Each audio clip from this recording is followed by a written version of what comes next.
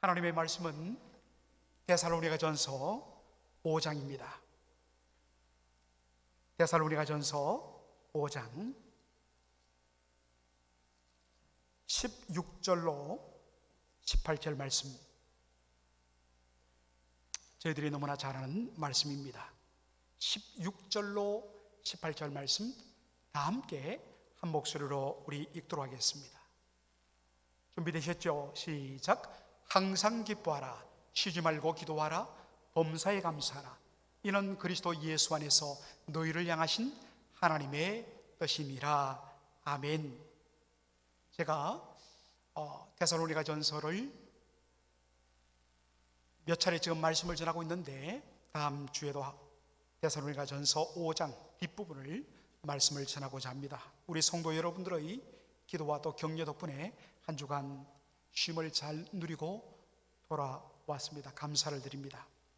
그리고 설교 예배 초두에도, 그리고 우리 장로님의 간구 속에도 언급되었듯이 오늘은 본교회가 이 땅에 세워진 지 43주년이 되는 뜻깊은 기념주일입니다.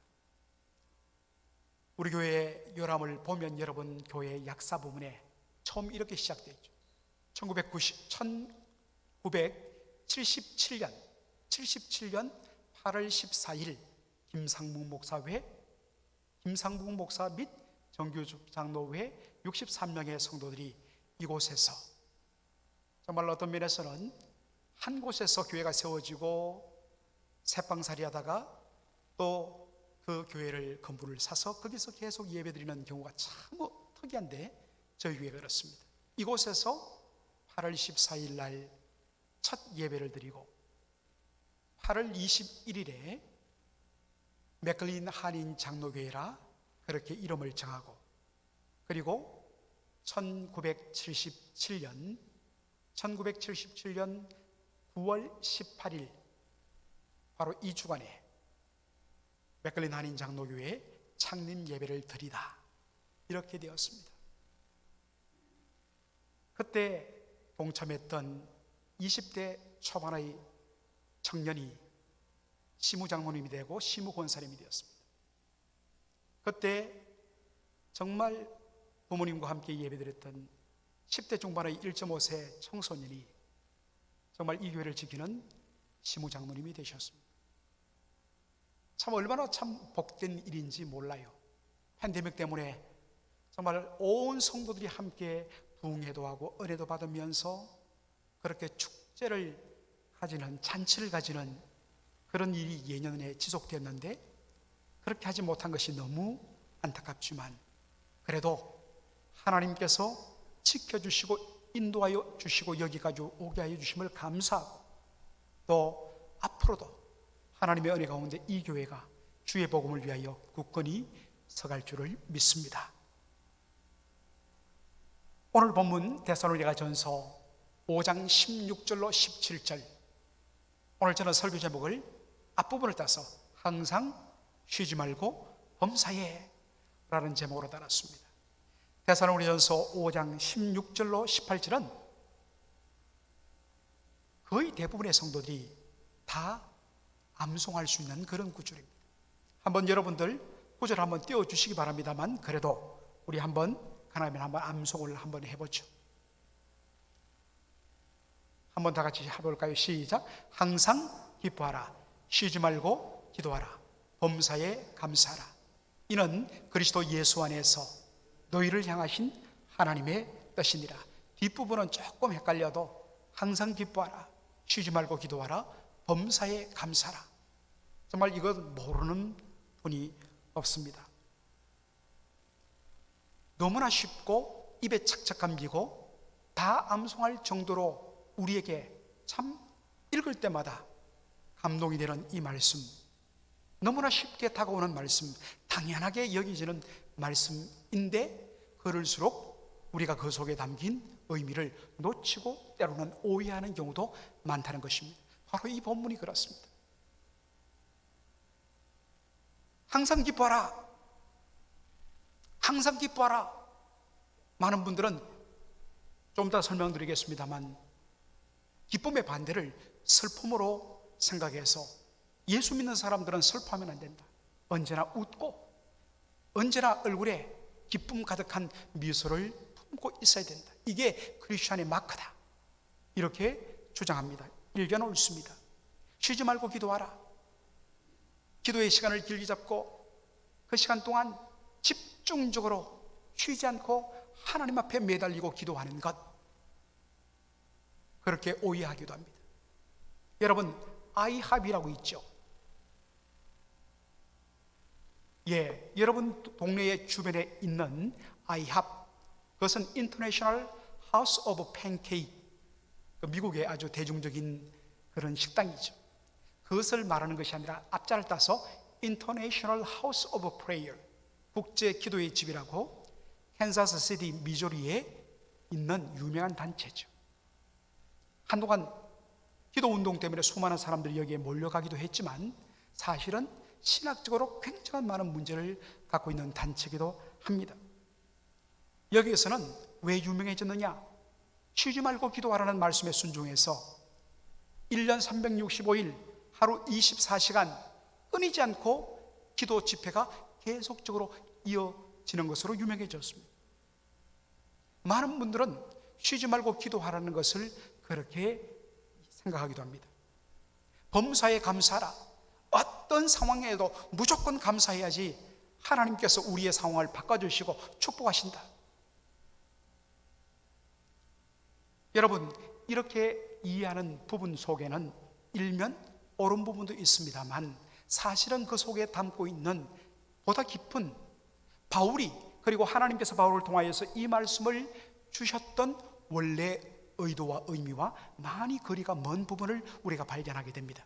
그래서 저는 오늘 이 세 가지 말씀, 항상 기뻐하라, 쉬지 말고 기도하라, 범사에 감사하라, 이 말씀의 의미를 함께 여러분과 함께 깊이 실험하고자 합니다. 첫째로 항상 기뻐하라 합니다. 제가 조금 전에도 말씀드렸지만 많은 분들이 기쁨의 반대를 슬픔으로 생각해요. 그래서 예수 믿는 사람들이 슬퍼하고 눈물을 흘리는 것은 하나님께 대한 믿음, 하나님의 말씀에 대한 순종의 부족으로 그렇게 이해하는 경우가 많습니다. 그런데 과연 그럴까요? 요한복음 11장을 보면 사랑하는 오빠 나소로를 잃고 정말 애통해하는 마르다와 마리아를 보시고 우리 예수님이 보이신 반응이 무엇입니까? 요한복음 11장 35절 말씀, 예수께서 눈물을 흘리시더라. 제가 그냥 쉽게 번역했습니다만 예수께서 눈물을 흘리시더라. 영어로 Jesus wept. 딱 두 마디로, 주어 동사 Jesus wept. 예수께서 우시더라, 눈물을 흘리시더라. 예수님은 사랑하는 가족을 잃은 자매를 바라보면서 함께 우셨습니다. 이것이 올바른 반응입니다. 로마서 11장 12장 15절에 보니 즐거워하는 자들로 함께 즐거워하고 우는 자들로 함께 울어주라, 울라. 이것이 성경적인 가르침입니다. 얼마든지 예수 믿는 사람들 애통이 해야 합니다. 그렇다면 성경이 말하는 기쁨은 뭐냐? 성경이 우리에게 기뻐하라, 또한 믿음의 사람들이 기뻐할 때의 여러분 모습을 보십시오. 그 기쁨은 언제나 무엇과 연결되냐면 하나님의 영광과 관련되어서 기쁨이 나온다는 것입니다. 사도행전 5장 41절 말씀, 사도들은 그 이름을 위하여 능력받는 일에 합당한 자로 여기심을 기뻐하면서 공회 앞을 떠나니라. 여러분, 사도행전 5장 이 본문의 배경이 무엇입니까? 사도들이 공개적으로 복음을 전하다가 체포되어서 산에 들린 유대 최고기관에 끌려가서 신문을 받고 그리고 채찍을 맞으면서 다시는 예수의 이름을 전하지 말라고 위협을 받고 풀려납니다. 얼마나 고통스러운지 몰라요. 그 당시 채찍은 그냥 회초리 정도가 아닙니다. 가죽 채찍의 끝부분에 쇠 조각이나 뼈 조각을 달아서 치기 때문에 한 번만 휘두르면 그냥 쫙쫙 감기면서 살점이 뜯겨 놓을 정도의 그런 고통을 줍니다. 예수의 이름 전하지 말라는 겁니다. 그런데 훈련하면서 사도들이 어떤 반응을 보입니까? 그들이 기뻐했다 했습니다. 고통 중에 있는데도 기뻐했다 했습니다. 이유는요, 우리가 그 이름을 위해서, 예수 그리스도의 이름과 그분의 영광을 위하여 능욕받고 수모를 당하는 일에 드디어 합당한 자로 여김받았다는 사실 때문에 기뻐하며 공의 앞을 떠났다. 이런 말씀들을 셀 수 없이 우리는 보게 됩니다. 한 곳 더 우리 보도록 하죠. 고린도후서 12장 9절로 10절 말씀입니다. 내게 이르시기를 내 은혜가 내게 족하도다. 이는 내 능력이 약한 데서 온전하여 줌이라 하신지라. 이러므로 도리어 크게 기뻐함으로 나의 여러 약한 것들에 대하여 자랑하리니 이는 그리스도의 능력으로 내게 머물게 하려 함이라. 10절. 그러므로 내가 그리스도를 위하여 약한 것들과 능력과 궁핍과 핍박과 곤란을 기뻐하노니 이는 내가 약할 그때에 곧 강함이라. 여러분, 이 말씀의 배경이 무엇입니까? 사도 바울에게는 정확하게 자세히 오픈하지 않았지만 육체의 가시, 굉장히 극심한 육체의 고통이 있었다고 합니다. 그래서 이것이 떠나기를 위하여 그가 3번 주님께 간구했다고 그러지요. 여기 3번이란 것은 1번, 2번, 3번 이렇게 숫자를 헤아리며 기도했다는 것이 아니라 예수님의 겟세마네 동산 기도 3번도 마찬가지입니다. 숫자 3번을 가리키는 것이 아니라 히브리 사람들의 개념에 있어서 3은 끊임없이 셀 수 없이 많이, 정말 이 문제를 육체의 가시가 떠나가기를 위해서 셀 수 없이 주님 앞에 부르짖는데 그때마다 주님의 응답은 거절이었습니다. 그러면서 주님의 거절의 이유가 무엇입니까? 9절 말씀, 이는 내 능력이 약한 데서 온전하여 줌이라.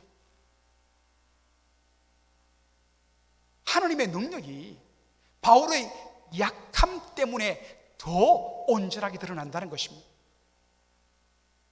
우리의 약함 때문에 주님의 그 권세가, 능력이 더 강하게 돋보인다는 것입니다. 세상적으로는 말도 안 되죠. 그런데 이 설명을 듣고서 바울이 뭐라고 이야기합니까? 자신의 약한 것을 기뻐한다고 했습니다. 자신의 약한 것들을 오히려 자랑한다고 했습니다. 왜냐하면 자신이 약하기 때문에 이렇게 약한데도 자기가 주의 일을 하고 이렇게 기쁘게 사명을 감당할 수 있는 것, 사람들이 보면서 이 바울을 쓰시는, 바울을 통하여 역사하시는 우리 주님이 얼마나 놀랍고 위대한 분인가를 드러낼 수 있기 때문에 바울은 자신의 약함을 기뻐하고 자신의 약함을 자랑한다. 이게 신앙의 역설입니다. 사랑하는 성도 여러분, 여러분들은 이런 기쁨으로 충만하십니까? 왜 우리가 이런 종류의 기쁨을 누리지 못하냐? 왜 우리가 항상 기뻐하지 못하냐면 언제나 우리의 기쁨을 내 중심으로 접근하기 때문입니다. 주님 중심으로 접근하지 못하다 보니 항상 기뻐하는 것들을 우리가 누리지 못하는 것입니다. 여러분, 기쁨이란 이 단어 헬라어로 보면 참 의미가 있습니다. 기쁨을 헬라어로 카라라고 이야기합니다. 한번 따라해 볼까요? 카라. 카라. 그런데 여러분, 이 카라라는 기쁨의 단어는 카리스라는 헬라어 단어에서 파생되었습니다. 거기서 나왔습니다. 카라, 카리스. 비슷하죠? 그런데 이 카리스가 뭐냐? 바로 은혜, 그레이스입니다. 여러분, 참된 기쁨은 참된 은혜의 산물, 프로덕트입니다. 굉장히 중요한 의미를 담고 있습니다. 여러분, 그렇다면 참된 은혜가 뭡니까? True grace, 참된 은혜가 뭡니까? 참된 은혜란 것은 도무지 받을 자격 없는, 은혜 받을 자격 없는 우리를 위하여 하나님께서 우리를 사랑하사 독생자를 보내어 주시고 그 아들을 우리 죄인 대신하여 십자가에 못 박으심으로 우리의 모든 죄값을 값추어 주신 십자가에 드러난 이 하나님의 사랑이 바로 하나님의 참된 은혜입니다. 이 놀라운 참된 은혜를 받으면 내가 무엇으로 이 은혜를 감사할고, 이제 내 생명 내게 아니다, 나를 위하여 자기 몸을 내어주신 그 주님을 위하여 이제는 내가 살아도 주를 위하여 살고 죽어도 주를 위하여 죽겠다라는 그 마음이 일어납니다. 그래서 언제나 삶의 중심에 그리스도 센트릭, 예수 그리스도 크라이스트 센터드 라이프가 딱 구축됩니다. 주님 중심의, 영광 중심의 삶이 딱 구축돼요. 그러면 주님 때문에 손해보고 주님 때문에 억울함 일당하고 고통이 찾아와도 그 속에 신비하게도 기쁨과 행복이 물밀듯이 올라옵니다. 이게 항상 기뻐하라는 말씀입니다. 갈라디아서 5장 22절로 23절 보면 우리가 잘 아는 대로 성령의 열매가 나오죠. 오직 성령의 열매는 사랑과 희락과 화평과 오래 참음과 자비와 양성과 충성과 온유와 절제니 이 같은 것을 금지할 법이 없느니라. 성령의 열매 중에 하나가 희락이라 했습니다. 희락, joy, 기쁨입니다. 그래서 우리는 정말 우리의 마음속에 사랑이 충만하고 기쁨과 평화가 충만하도록 하기 위하여 우리는 성령 충만을 받아야 된다. 성령 충만 받으면 automatically, 자동적으로 우리는 joy, 기쁨을 누리게 된다.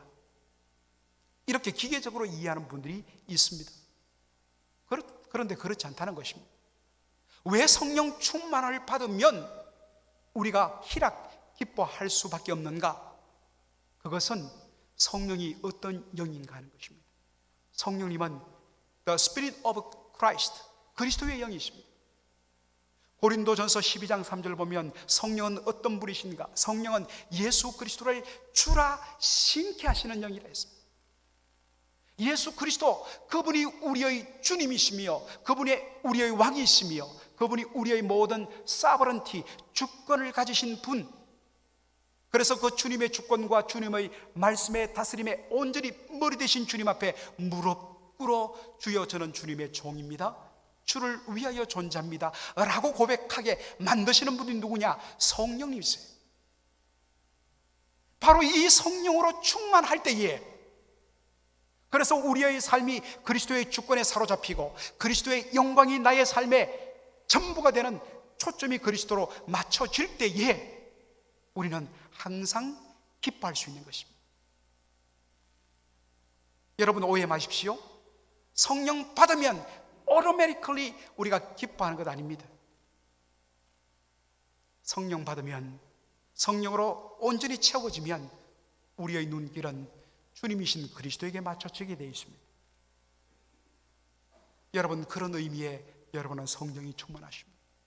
그런 의미에 항상 기뻐함을 여러분 가지고 있습니까? 오늘 이 시간 우리 사랑하는 성도들의 삶 속에 항상 기뻐하라는 이 말씀에 온전히 순복하고 정말 이 말씀 문자 그대로 우리의 삶을 지배할 수 있는 저와 여러분 되기를 주의 이름으로 축원합니다. 둘째로, 쉬지 말고 기도하라는 말씀이 있어요. 이 말씀도 제가 서두에서 말씀드리지만 많은 분들이 오해를 하는데, 제가 종종 소개하는 NLT, New Living Translation, 바로 아주 쉽게 번역된 영어 성경입니다. 여기 보면 Never stop praying, 결코 기도하기를 멈추지 말라, 이렇게 번역해 놨어요. 의미는 확 와닿는데 사실 어떤 면에서는 오해를 만들어 주는 번역입니다. 여러분, 세상 그 누구도 쉬지 말고 기도하는, 문자적으로 그대로 할 수 있는 것은 불가능합니다. 그렇다면 쉬지 말고 기도하라는 이 말씀의 의미는 뭐냐? 제가 종종 소개하는 호주의 복음주의 신학자인 레온 모리스 박사, 그분의 책을 보다가 참 제 무릎을 쳤습니다.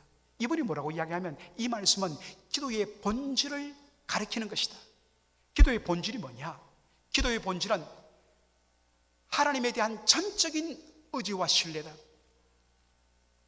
우리는 기도를 뭔가 문제가 있을 때에 도움을 구하는, 하나님 앞에 간구하는 이런 어떤 실제적인 어떤 행위로 많이 우리는 생각하는데, 사실 그 밑바닥은 뭐냐? 하나님의 도움 없이는 우리가 아무것도 할 수 없습니다. 주님을 온전히 절대적으로 의지합니다. Absolutely dependent on God. 하나님 앞에 전적으로 의지하는 것. 그리고 고백이 확대되면서 어느 한순간도, 어느 단 한순간도 하나님의 도우심과 하나님의 붙들어 주심이 없이는 우리가 살 수 없나이다 라는 심정으로 주님 앞에 나가는 것, 이게 뭐냐? 기도라는 것입니다. 그것을 입술로, 말로뿐만 아니라 우리의 마음으로 온전히 주님을 의지하는 것이 기도의 본질이라고 이야기했습니다. 우리가 예수 믿고 처음에는 은혜 받았습니다만, 처음에는 거의 모든 것들은 다 내 힘과 내 지혜로 할 수 있다고 생각하고, 그러다가 문제가 딱 부딪혀서 내 힘과 내 능력으로 감당할 수 없는 부분에만 엎드려 기도합니다.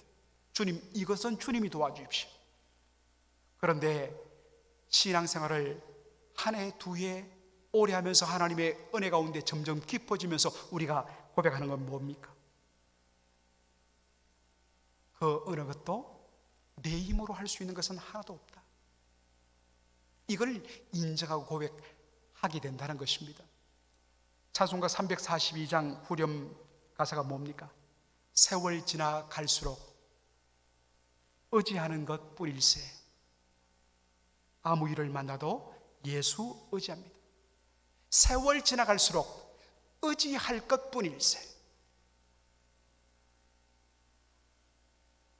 이게 우리의 고백입니다.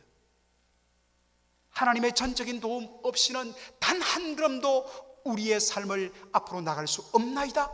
그래서 매 순간 주님을 전적으로 신뢰하고 의지하는 이 마음이 뭐냐? 그리고 그 마음이 있으면 그것은 우리의 언어로, 목소리로, 기도로 표현될 수밖에 없다는 것입니다. 이게 바로 쉬지 말고 기도하라는 말씀의 의미라는 것입니다. 로버트 토마스라는 신약학자가 이 부분을 이렇게 해석한 것을 봤습니다.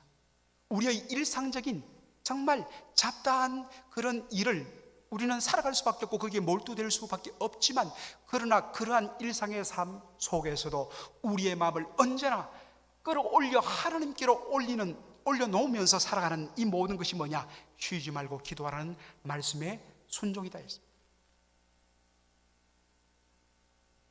이런 마음으로 살아가면 정말 우리의 입술이 움직여서 기도할 수밖에 없다는 것입니다. 그리고 쉬지 말고 기도하라는 말씀에는 또 하나의 의미가 담겨 있는데, 그것은 기도하는 것을 포기하지 말라 라는 의미가 담겨 있습니다. 누가복음 18장에 보면 여러분 잘 아시는 불의한 재판관의 비유가 나옵니다. 한 고을에 하나님을 두려워하지 않는 불의한 재판관이 있었는데, 억울한 일을 당한 과부, 정말 2000년 전에 남편 죽고 그 어디도 자기의 울타리가 되어줄 수 없는 가난한 과부가 억울한 일을 당해서 그것을 가지고 재판관에게 하소연했는데, 불의한 재판관이에요. 들어줄 리 만무하죠. 그래서 내칩니다. 수모를 안깁니다. 그런데 그 다음날부터 쫓겨나면 또 찾아와서 문을 두드리고, 쫓겨나면 또 엎드려서 문을 두드리고, 그치지 않습니다. 마침내 이 불의한 재판관이 이 가난한 과부의 억울한 소원을 들어주죠. 그러면서 그가 이렇게 이야기합니다. 누가복음 18장 5절 말씀. 이 과부가 나를 번거롭게 하니 내가 그 원한을 풀어주리라. 그렇지 않으면 널 와서 나를 괴롭게 하리라 하였느니라. 그러면서 예수님이 이 비유를 드신 바로 이유, 핵심을 이렇게 이야기합니다. 7절 말씀. 하물며 불의한 재판관도 하나님을 두려워하지 않고 불의한 재판관도 가난한 과부의 저 간구를 들어준다면 하물며 하나님께서 그 밤낮 부르짖는 택하신 자들의 원한을 풀어주지 아니하시겠느냐? 저에게 오래 참으시겠느냐? 기도하라는 것입니다. 여러분, 예수님께서 이 비유를 시작하면서 어떻게 시작합니까? 1절 말씀. 항상 기도하고, 이 비유의 목적이 뭐냐면 항상 기도하고 낭망치 말아야 될 것을 저에게 비유로 하여 말씀하셨다는 것입니다. 여기 보니까 항상 기도하고 낭망치 말아야 될 것을 NIV 성경에는 They should always pray and not give up. 포기하지 말라는 것입니다. 왜 우리가 기도하다가 중단하느냐? 멈추느냐? 내 이 기도해도 들어주지 않을 것이라고 생각하고 해봤는데 당장 응답이 없더란 것입니다. 그런데 예수님 뭐라고 이야기합니까? 왜 우리가 포기하지 말아야 되는가? 왜 계속 기도해야 되는가? 하나님은 당신의 택하신 자녀의 기도를 반드시 응답하시는 분이라고. 세상의 악한 자들도 자기 자식에는 좋은 것으로 줄 알거든 하물며 너희일까 보냐. 하나님께서 구하는 자에게 가장 좋은 것으로 주신다. 그러니 구하라, 찾아라, 두드리라.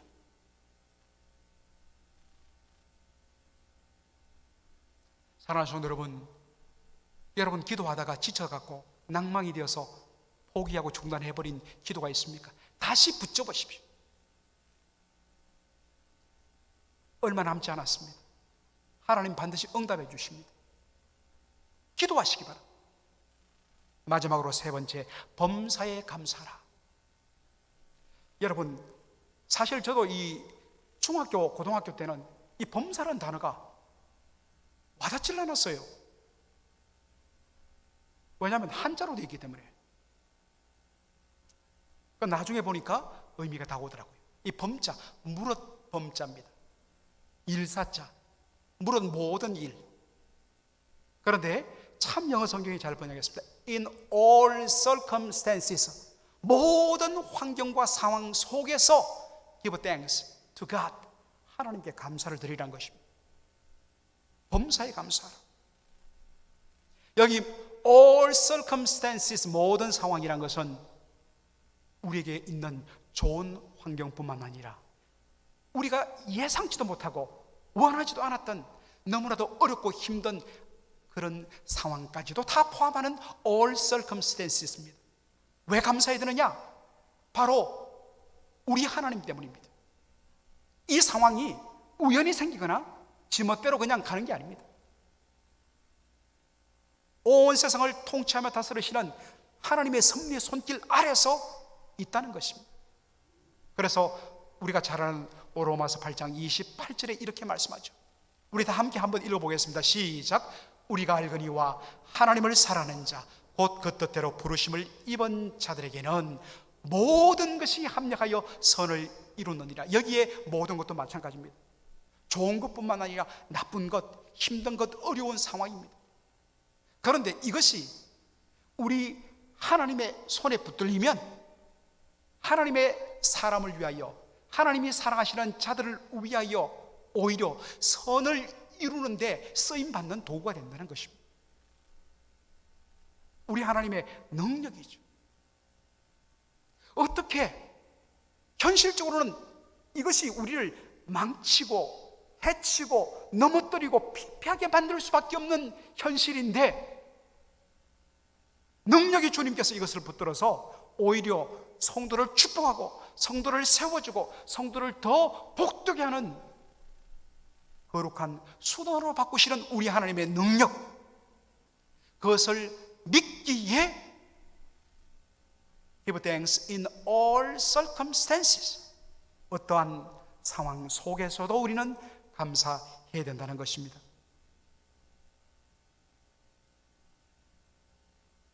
제가 좀 전에 소개해드린 2년 전에 돌아가셨습니다. 3년 전에 돌아가셨습니다만 이 로버트 토마스라는 학자가 참 이분의 책을 보다가 제가 막 가슴이 감동이 되었습니다. 로버트 토마스가 이렇게 이야기합니다. 겉으로 보이는 악화, 갈수록 점점 더 악화되는 일들은 우리의 영적인 웰빙, 영적으로 우리를 더 잘되게 하기 위한 하나님의 더 큰 그림, 하나님의 더 큰 big picture, 그것의 temporary part, 일시적인 한 부분에 불과함을 인정해야 한다. 사실 우리 앞에 다가오는 어려움, 그게 우리는 전부처럼 보입니다. 사실이죠. 우리는 시공의 제한을 받는 연약한 인생이기 때문에 그것만 보입니다. 그런데 우리가 믿음의 눈을 들어서 하나님의 비전을 바라보면 그것은 하나님께 이루시는 큰 그림의 정말 너무나도 일시적인 한 부분에 불과하다는 것입니다. 그 속에는 어마어마한 성도를 위한 하나님의 축복이 그 속에 자리 잡고 있다는 것입니다. 그러므로 그때마다 우리는 눈을 들어서 우리를 향하신 하나님의 그 놀라운 사랑 속에 있는 빅 픽처를 바라보고 그릴 필요가 있다는 것입니다. 이것을 가능하게 하는 것이 뭐냐? 하나님에 대한 믿음이라는 것입니다. 따라서 로버트 토마스는 이야기합니다.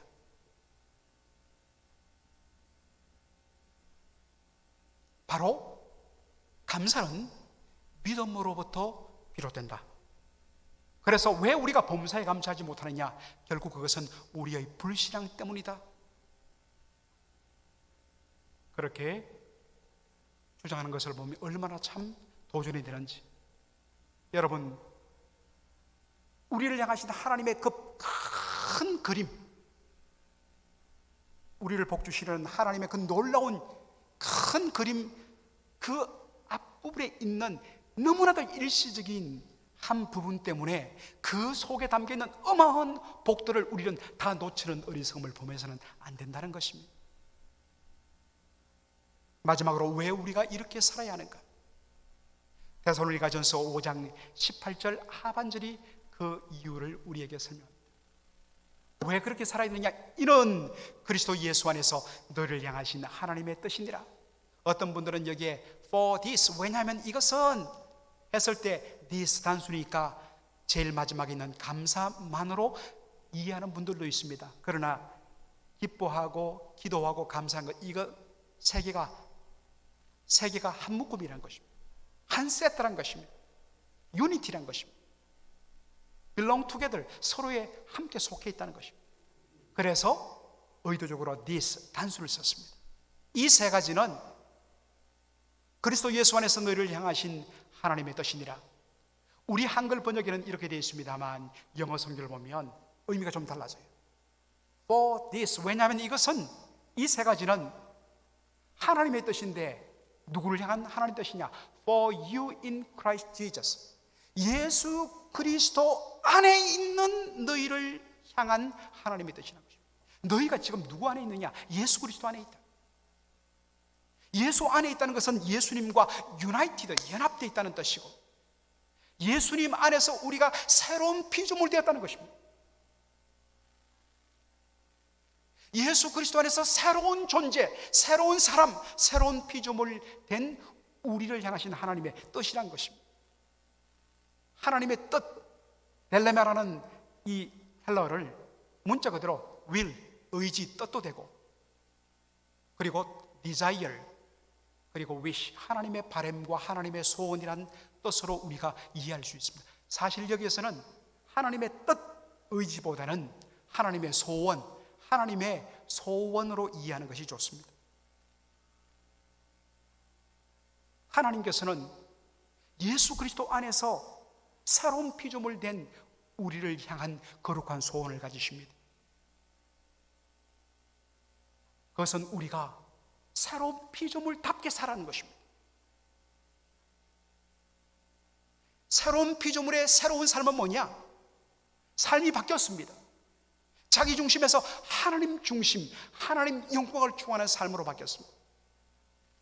이전에는 나를 의지하고 내 힘과 내 지혜를 의지했던 존재가 이제는 예수 안에서 전적으로 하나님을 dependence on God, 하나님을 의지하는 존재로 바뀌었습니다. 그리고 온전히 하나님 그분을 신뢰하고 하나님만 의지하는 존재로 우리의 존재가 바뀌었습니다.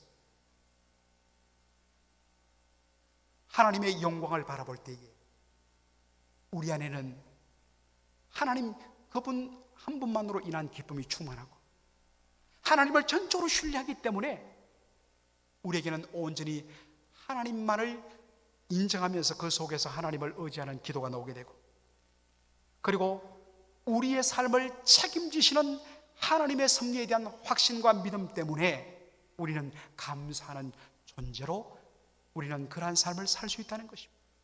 이것이 항상 기뻐하라, 쉬지 말고 기도하라, 범사에 감사하라는 말씀의 의미라는 것입니다. 여러분은 지금 어떤 존재냐면, 우리가 나이가 많든지 젊든지 건강하든지 가난하든지 삶이 형편이 좋든지 형편이 어렵든지 서로 상대적으로 다릅니다. 그러나 우리에게 유일한 공통점은 뭐냐? 우리는 in Christ Jesus, 예수 그리스도 안에 있는 새로운 피조물이라는 것입니다. 그 새로운 피조물에 걸맞는 삶, 항상 기뻐하라, 쉬지 말고 기도하라, 범사에 감사하라. 이 말씀에 한 주간 순종함으로 말미암아 우리의 삶 속에 맺혀지는 하나님의 놀라운 은혜와 축복, 예배하신 그 은혜, 하나님의 그 빅픽처들을 조금씩 맛보는 저와 여러분이 되기를 주의 이름으로 축원합니다. 아멘.